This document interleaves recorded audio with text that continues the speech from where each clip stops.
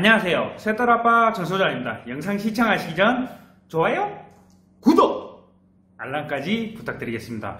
오늘은 지금 이제 최근 부동산 정책을 많이 발표하고 있는데 그리고 중에서도 이제 세금 관련이 많아요. 이제까지는 대출 규제가 좀 많았었죠. 대출 규제가 많았었는데 요번에는 이제 세제 강화도 있긴 있었어요. 있긴 있었는데 그 세금에 대해서 간혹 가다가 여러분들이 뉴스나 아니면 이제 일부 유튜버들이 이제 성향에 따라서 제가 차이는 있다 그랬어요. 있지만 정확한 정보를 알려드려야겠죠. 정확한 정보를 알려드리기 위해서 보통 이제 부동산의 세금은 크게 이제 보유세, 거래세 이렇게 있어요. 근데 거래세에는 취등록세도 있을 거고요. 그리고 매수인은 취등록세죠. 그리고 매도인은 양도소득세가 있을 거고요.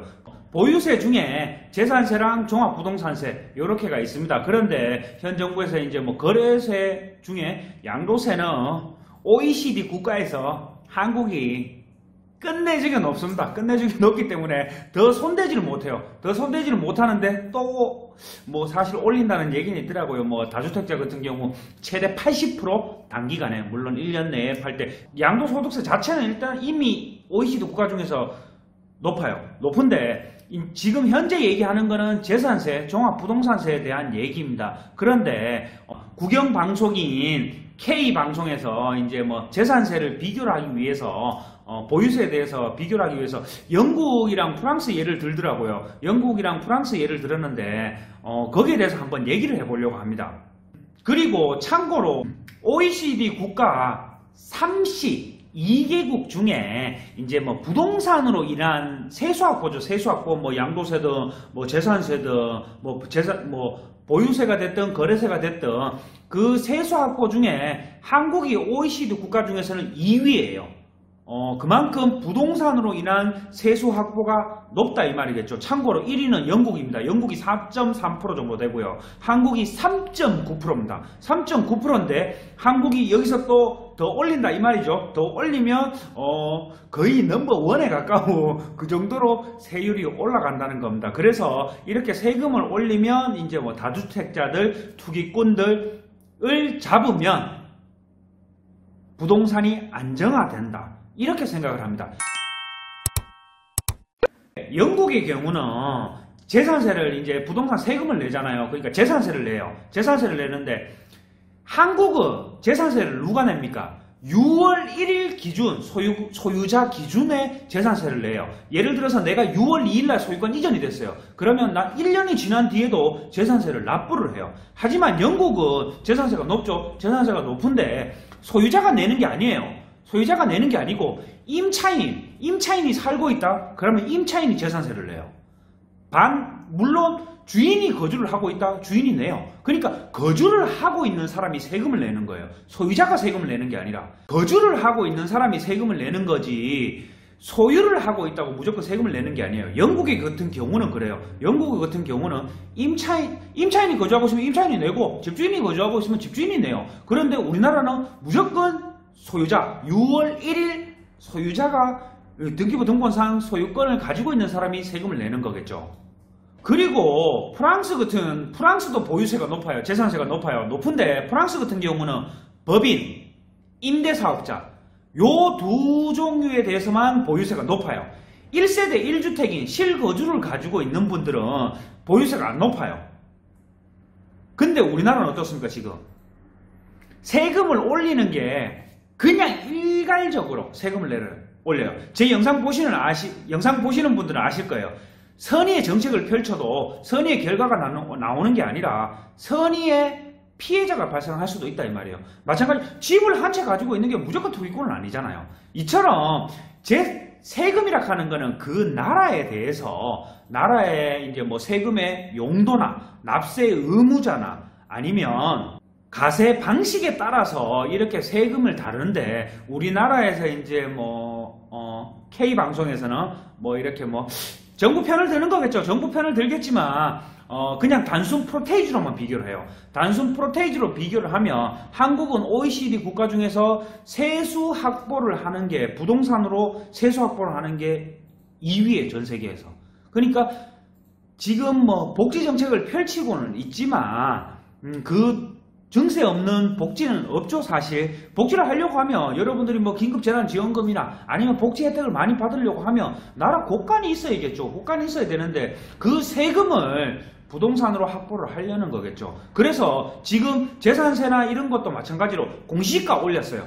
공시지가도 올리고 세율도 올렸어요. 세율도 올리니까 보유세가 올라갔죠. 올라가면 뭐 예전에는 뭐 OECD 국가 중에서 뭐 우리나라가 보유세는 한 15위 정도 됐어요. 15위 정도 됐는데 이제 뭐 최근은 이제는 공시지가도 올라가고 세율도 올라가고 그러면 이제 뭐 좀 OECD 평균을 넘어가겠죠. 넘어가고 양도세는 뭐 전 세계 탑입니다. 전 세계 탑이고 뭐 취등록세도 뭐 높은 편에 속합니다. 높은 편에 속하는데 저는 뭐 세금을 무조건 낮춰야 된다 이런 게 아니라 지금 이제까지 부동산 대책을 발표를 하면 대출 규제, 세제 강화 이런 거였습니다. 그리고 이제 뭐 무작정 공급을 해라. 그런데 제가 봤을 때는 이렇게 해서는 집값을 잡기는 어렵다.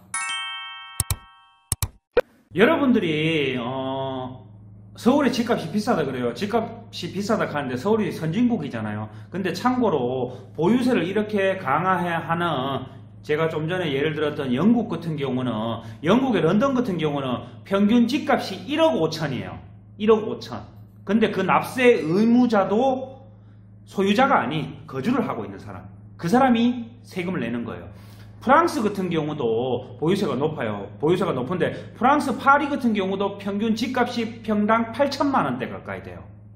그리고 그러면 거기는 선진국이냐? 유럽이잖아. 이렇게 얘기하실 수 있는데 아시아 뭐 인도 뭄바이 거기도 평균 집값이 5천만 원이에요. 근데 서울 평균 집값이 여러분이 얼마일 것 같아요? 2천만 원대예요. 전 세계에 제가 서두에 말한 것처럼 20위 안에도 못 들어가는 거예요. 그런데 서울의 집값이 비싸다 이렇게 얘기하는 거는 여러분들이 지방에 있는 곳과 서울, 강남 세계적인 도시예요. 서울은 서울이 세계적인 도시라고 인정을 하잖아요. 그런데 집값은 떨어지기를 바라고 있어요.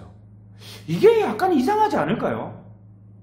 심지어 공산주의 국가인 베이징이나 이런 데도 6천만 원대 평균 집값이 평당 6천만 원대예요. 그러니까 여러분들이 집값을 생각하실 때 지금 뭐 보통 우리가 이렇게 좀 통계적으로 이렇게 하잖아요. 뭐 그냥 뭐 평당 얼마다 이렇게 저도 뭐 단순 비교를 했지만 단순 비교를 할 게 아니라 지금 한국은 제가 봤을 때 좀 선진국이라고 봐야겠죠. 선진국이라고 봐야겠고 여러분들이 생각하는 것도 한국이 선진국이라고 생각하실 거예요. 그리고 서울이 세계적인 도시라고 생각을 할 거예요. 세계적인 도시라고 생각을 하시면서 집값은 싸야 된다? 이거는 조금 어폐가 있지 않을까. 내가 근데 집이 없으니까 내가 사야 되니까 서울 강남에만 살락하니까 그렇죠. 서울 다른 지역에 집값 오른데 평균 집값이 6억 대면 서울 평균 집값이 한 6억대 정도 되죠. 그러면 6억 평균 이하 집도 있을 거예요. 그런데 강남에 살고 싶어 하니까 영국 런던에 살고 싶어 하니까 미국 뉴욕에 살고 싶어 하니까 그런 데니까 집값이 비싼 거예요. 그런데 영국의 전부 집값이 비싸냐? 미국의 전부 집값이 비싸냐? 호주 시드니도 평당 집값이 비싸요. 그런데 서울은 20위 안에도 못 드는 그런 집값이에요. 그런데 보유세만 올린다고 거기에 집값을 잡을 수 있나?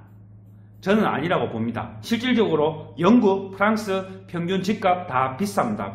비싸고 보유세도 비쌉니다. 비싸지만 집값은 못 잡았습니다.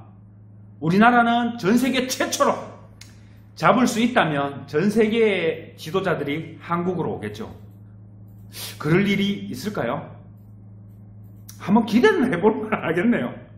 이 영상이 여러분들인데 뭐 도움이 되라는 것보다는 제가 그냥 통계치 팩트를 가지고 국영방송에서 그렇게 나왔는데 너무 프로테이지만 보고 단순 비교를 해버리니까 뭐 보유세만 얘기를 해버리니까 거래세에 대한 얘기는 없어요. 거래세는 전세계 OECD 국가 중에 탑인데 그런 얘기는 없어요. 그래서 제가 이 영상을 한번 제작했습니다. 여러분들이 뭐 도움이 되실지 안 되실지는 모르겠지만 요런 내용이 있다고만 하시면 될 것 같습니다. 이 영상이 여러분들인데 도움이 되셨다면 동그라미 뜨는 구독 버튼이 세따라파 전소장이라고 있어요. 그거 눌러주시고 좋아요 버튼도 눌러주시면 감사하겠습니다. 이상 세따라파 전소장이었습니다.